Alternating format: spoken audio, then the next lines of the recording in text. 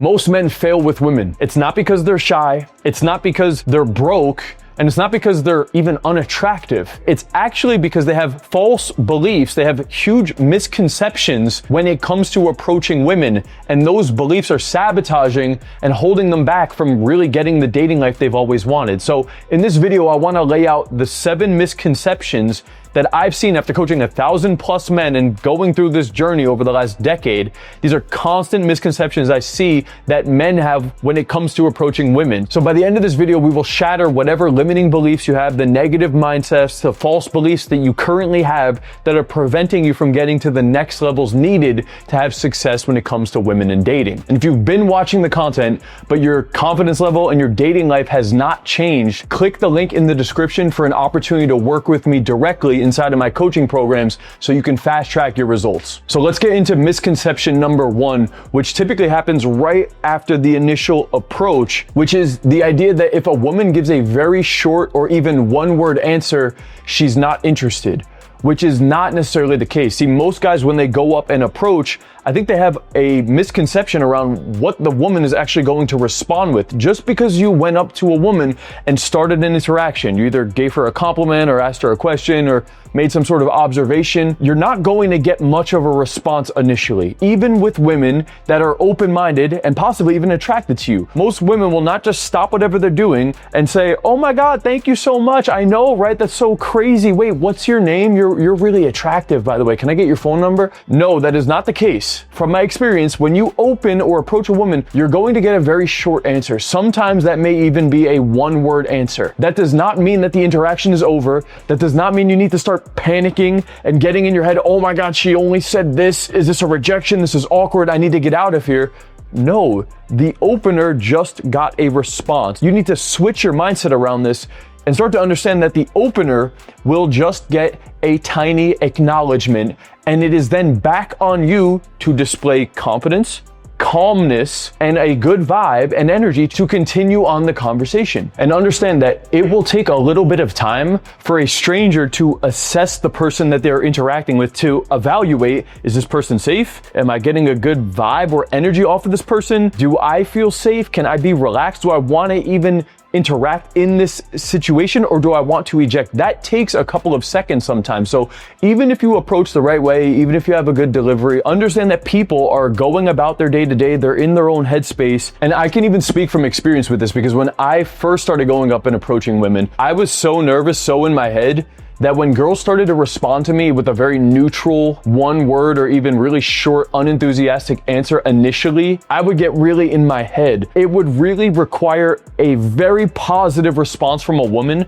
for me to calm down. Anything less than a really positive response, I would get so nervous and freak out and think I'm doing something wrong that I would just want to eject, not realizing that staying in those interactions, sitting in the fire in those moments where you get a neutral response and being able to stay calm and think of the next thing to say and carry the conversation until it gets off the ground, that is a really important step that most men never actually work through. And that's also why a lot of men think it's just based around looks, because if you go up and you're really attractive up front, maybe you'll get a more positive response and the guy calms down. Most people that get good at this realize you need to learn how to sit in the fire and stay calm and grounded and give off that good vibe and energy to carry the conversation, to then get the other person to open up. So understand that a one-word answer, especially off of the open, does not mean that she's not interested. It means you need to carry the conversation a little bit more to see if it develops.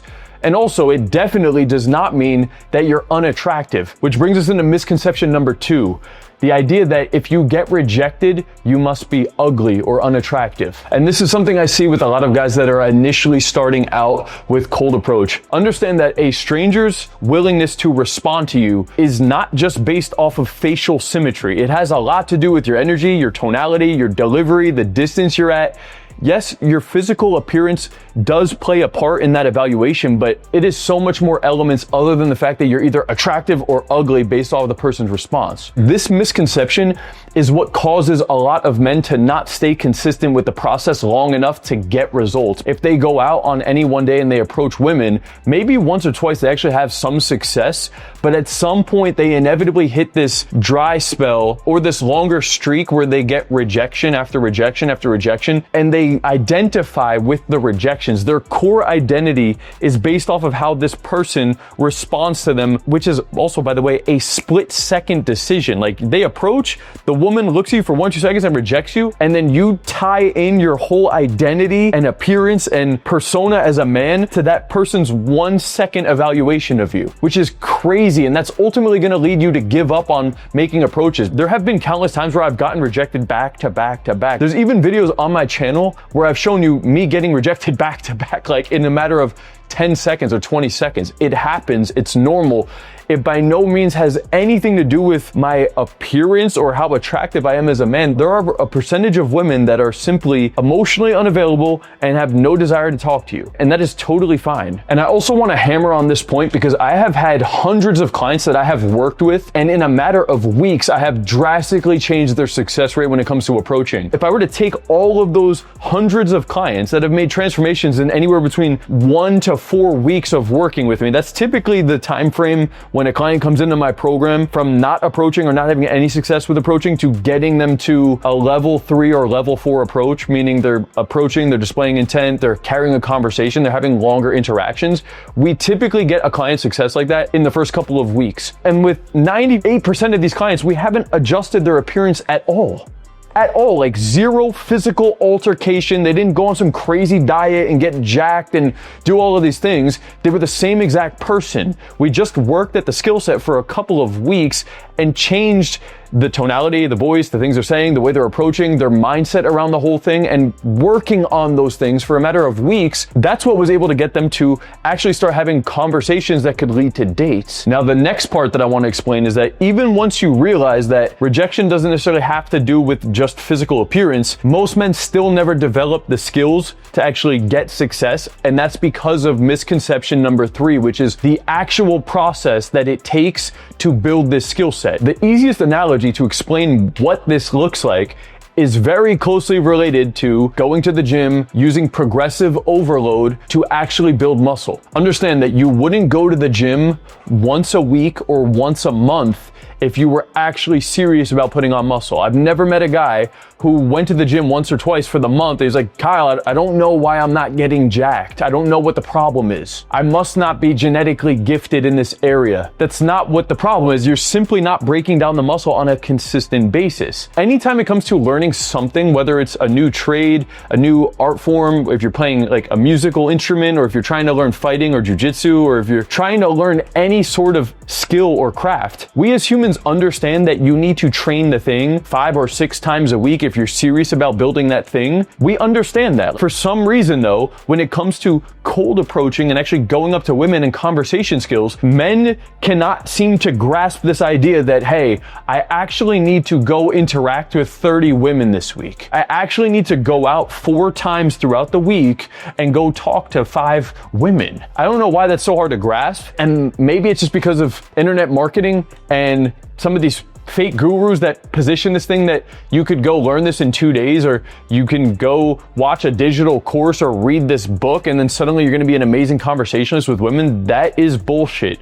Yes, watching the content can help. It teaches you the theory, but watching content is not how you actually move forward with the skill set. That's simply learning the technique. The skill is gained through the implementation of the technique, right? So you could watch videos all day, but if your implementation for the week is you talk to 2 women, you aren't gonna get fucking anywhere, man. Honestly. And that's like one of the biggest mindset shifts I have to introduce to clients that come into my program. I sit down with them and evaluate their lead flow for the week. How many times are they going out? How many women are they interacting with? How many approaches? How many conversations? How many dates? By far, this is the biggest misconception, is that the lead flow in your day-to-day right now is very, very low. And with that, this isn't even an actual bullet point, but it's a related misconception, is this idea that you need to go out for 6 hours a day or be out till 4 a.m. getting drunk in order to actually socialize. No, majority of my clients go out for maybe 3 to 4 times a week but they're out for 30 to 60 minutes at a time, right? So we're not talking about a lot of time.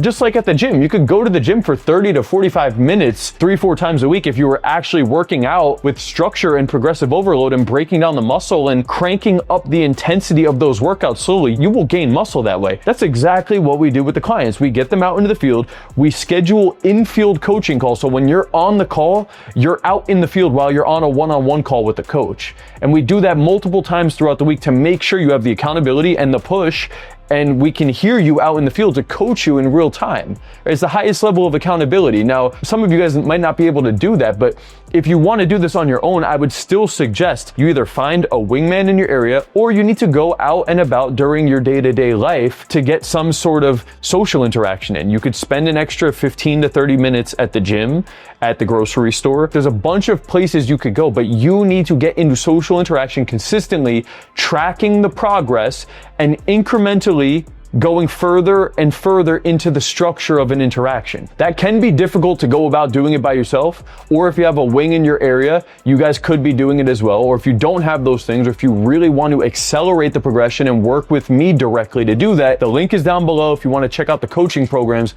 I'd love to help you with this structure, with the accountability, with the coaching, and fast track you in a matter of weeks instead of years. The link is in the description. Click that link. Let me change your life. Now, once you understand that process and you're actually getting out into the field, there's another misconception that happens with guys that are starting to get a little bit better. They think that having confidence equates to having zero nerves. That is a huge misconception, because you're under this belief that I'm not going to be confident until I have zero nerves, until I'm emotionless and I'm just God mode and I never feel anxiety. And that's when I'm gonna be at a confident place. Like, guys come in trying to get out of that. And I've even had clients, like literally I had a client not that long ago. He's been going at this for months at a time now. He's actually been making significant progress, but he did have one day, he messaged this into the one-on-one community. He said, it's so weird that I've been doing this for a solid month or so and still felt that day one anxiety today. It's frustrating.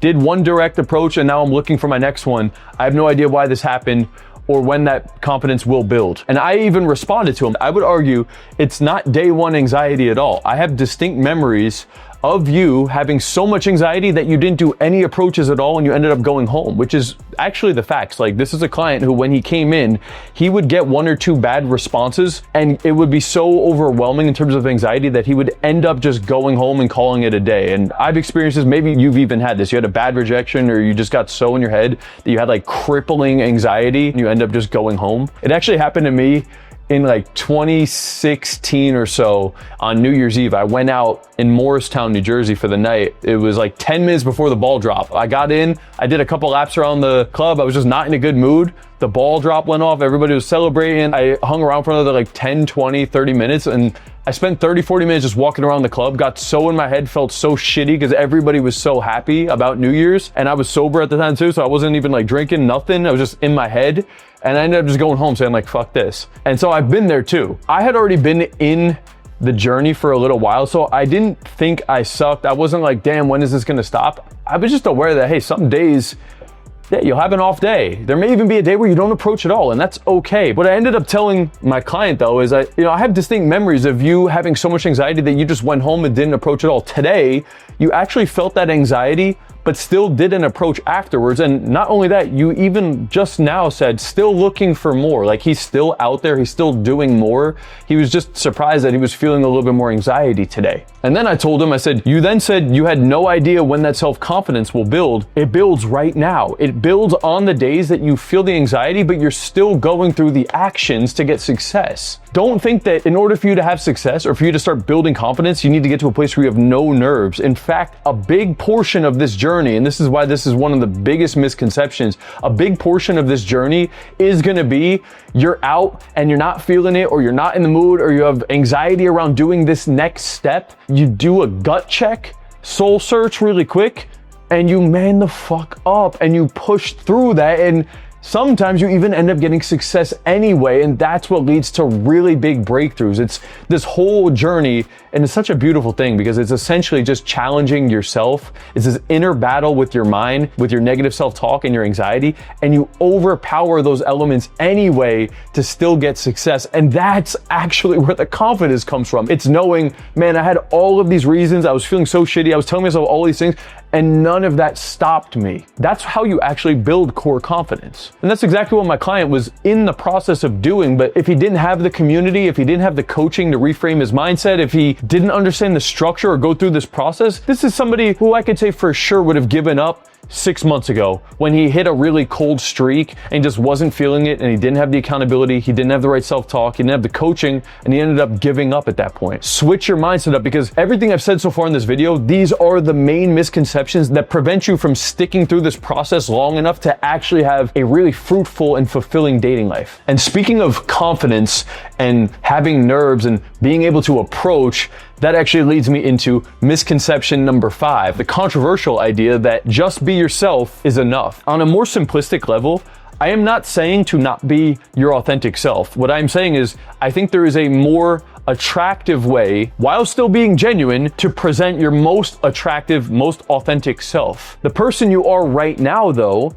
has not put in the work to learn how to communicate or present that properly. Like, to be able to present that properly is a skill set. Some people, due to their upbringing, their genetics, their childhood, the way that they were raised, what they experienced in school, previous success that they had with women, they have naturally learned how to present themselves in an attractive way. Some people experience that. Other men, though, like myself, I did not learn those things naturally. In fact, I was brutally punished. I actually have distinct memories. I remember in 6th grade, I had a crush on this girl, Juliana. De Fonseca was her name. Maybe someone could go find this girl nowadays. I don't even know what she looks like anymore. And I'm at the lunch table with my friends. My closest friend at the time, Chris, was like, dude, you gotta go tell her. It's so funny. We're like 12 years old. He was like, yo, you gotta go ask Juliana out. And I was like, all right, let's do it. And keep in mind, this woman has no idea who I am. I went up to her lunch table. As I'm going up to her lunch table, I have like 3 of my friends behind me, all giggly and excited. I'm standing over the lunch table,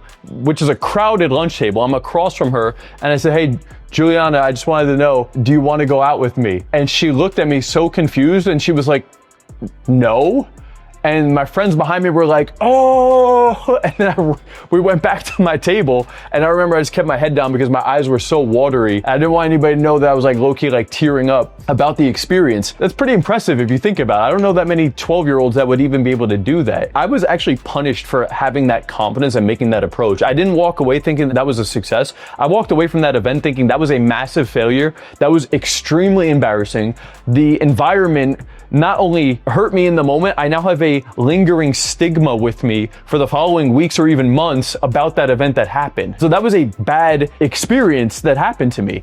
And the following year was when my dad abruptly passed away when I was 12. I remember the whole school found out about the whole thing. I was so embarrassed and ashamed and not wanting to go back to school even, because I was worried that everybody at school was going to know it was going to be this really big deal and everybody was going to be talking about me. So I tried to avoid even returning to school for like 3+ weeks. Eventually I did go back, and it wasn't even a bad experience. But I'm saying all of these things, guys, because losing my dad, who was the closest person to me growing up, being rejected by women as young as 6th grade even, these reinforced bad behaviors. I am not a natural at these skill sets. I grew up with a very negative mindset and viewpoint of myself, of my attractiveness, of my confidence. I closed off to the world. From 12 to 22, I was just in my fucking video game stoner World of Warcraft loser phase. Like, honestly, I didn't go to senior prom in high school. I didn't do any of that stuff. I was extremely antisocial. So when I started learning these concepts, I really had to put in the work. It felt a little forced. I was doing things out of character. That doesn't mean that I'm not me. Nowadays, I can just go up and be myself. Why? Because I've put in the work and worked out a lot of these kinks to know how to present my most authentic self in a genuine yet very attractive way. In order to get to that place,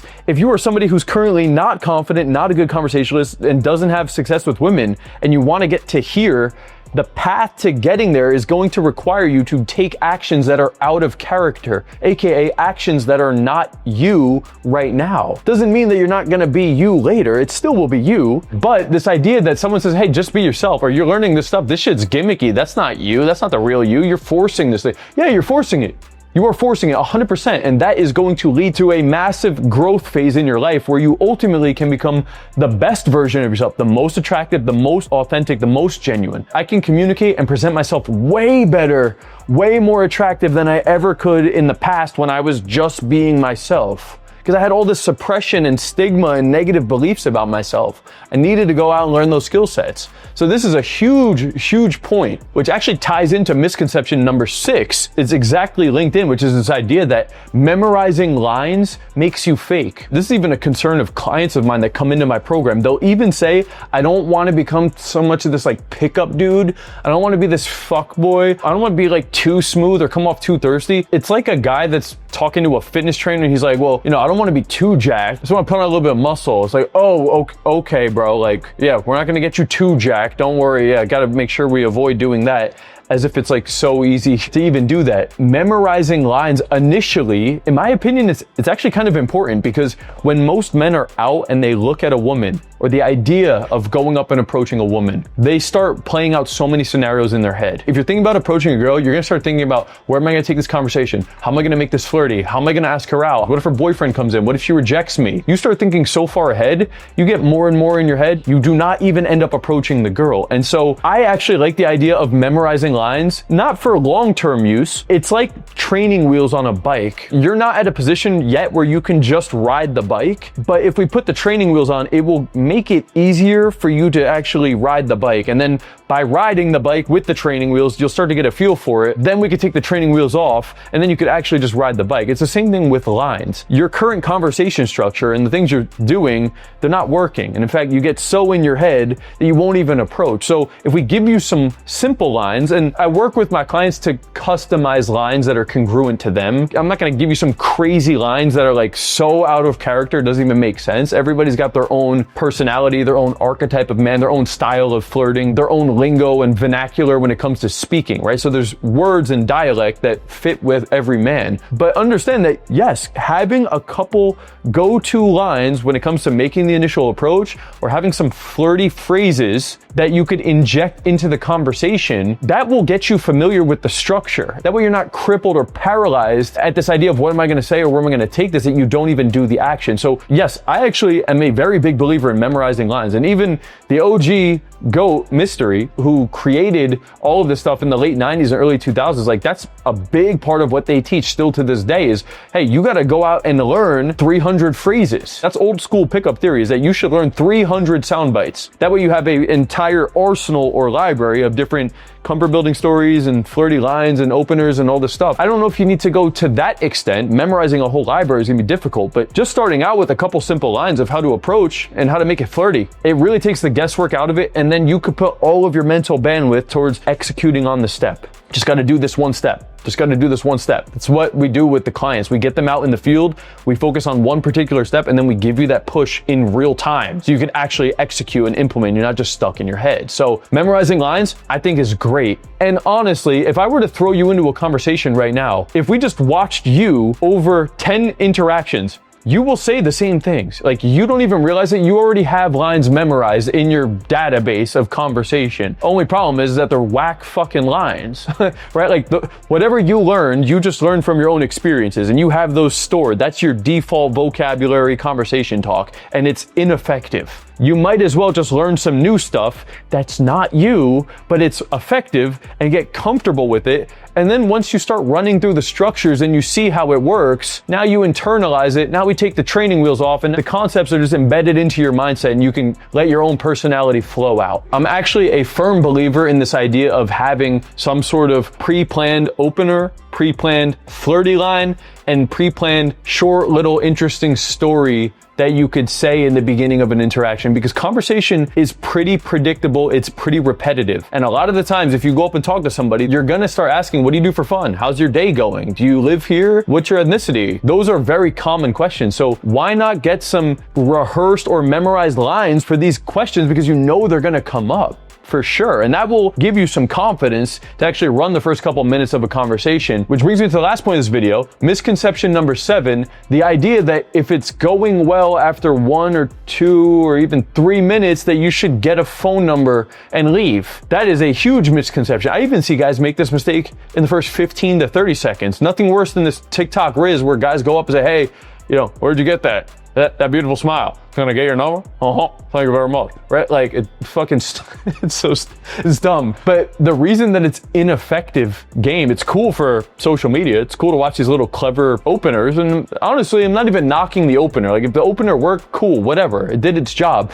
The thing that they're doing wrong though is that it's going well for 30 seconds or 1-2 minutes and that you get a phone number at that point, not realizing that the way that women work, it's not like a light switch. Like we see a girl and we're like, yo, I want that girl. She's attractive. I want to talk to her. I want to date her. I want to be with her. I want her in my bed. We think all of those things very early on. With women though, they need to see a bigger sample size of our personality and our life before they can evaluate whether or not they actually want to spend time getting to know you. Up until that point, they're a stranger to you. And again, with all of these points, guys, I'm just speaking from experience. I've spent 10 plus years during my journey, like learning these skill sets. And I've also coached 1,000 plus men at this point. But what I see is that when you get a phone number and it's less than like 3 minutes, it just becomes really flaky. There just has not been enough rapport and connection and even value that has been built up. The only time that that really works if the girl has no options or you are her exact type of man, which can happen. A very quick phone number can work. What I'm talking about is a system to consistently and predictably land phone numbers that lead to dates in the most effective way possible. I do not think that that happens in 30 seconds or 1 minute or 2 minutes or even 3 minutes. If I had the option, I would much rather run a 10, 15, 30 plus minute interaction. I know it sounds kind of crazy to some of you guys, but yes, you can easily carry a 10 plus minute conversation and then you'll walk away with a phone number where the girl actually knows who you are. You'll walk away with a really solid phone number. You guys got to know each other on a deeper level. There was multiple instances of flirtatiousness. You guys discussed different activities. You invited her to come do something. You really connected on a deeper level. You will walk away with a number where the girl is excited and looking forward to hanging out with you and possibly may even reach out to you. In my opinion, how long should the interaction be? As long as possible, because a 1 hour interaction I will run, the girl will like me more than a 30 minute, which she'll like me more than a 15, which is more than a 10, which is more than a 5. The more time you spend, if you're doing things right, the higher the attraction and the value and the conversion rate goes up. With that, I understand that you don't always have an hour to hang out with a woman. Sometimes she has to go somewhere as well. But my advice would be, even if you get the number in 2 minutes, 3 minutes, you can stick around a little bit more. Even if she's in a hurry, you say, I gotta get going in a sec, I'll walk with you just for a minute. And you just start walking with her. Just by doing that one move, you can turn a 2 minute interaction into a 5 minute interaction. And oftentimes, guys, I'll even show you some clips here where the girl says she needs to go and then I start walking with her. I walk with her for a couple more blocks and I took a 2 minute to a 5 minute or a 10 minute. Then we stop a second time and we talk for another 5 minutes. You could turn a 2 minute interaction into a 15 minute interaction. So just because it's going good at 1 to 2 minutes, yes, you can walk away with quick numbers. Yes, there are times where you might not be able to have a longer interaction and that's okay. But there's a lot of times where you can extend the interaction further than you think. As a result of that, you get a much more solid number as long as you are running the interaction properly. You could let me know down below which one is your sticking point right now, which is the mindsets that you previously had that did hold you back, or what were your breakthroughs as well. And if you've been watching the content, but your dating life or your confidence has not changed, if you're not living the dream dating life that you've always wanted, I would love to help you make that transformation. I have an 8-week program. You can work with me directly. We'll coach you while you're live out in the field. We'll give you the structure, the accountability. We'll break down the recordings of your interactions. We'll give you the complete program that you actually need to make a real transformation in a matter of weeks, not years, not months. In weeks, we can start getting you results. The link is down below. Click that link, fill out the application, book out a call to sit down with us directly so we can discuss more about your situation and how I can help you. If you want to see how one of my recent clients landed 40 plus dates over the course of the program, check out this video right here. That's all for this one, guys. I'll see you in the next one. Peace out. Let's go.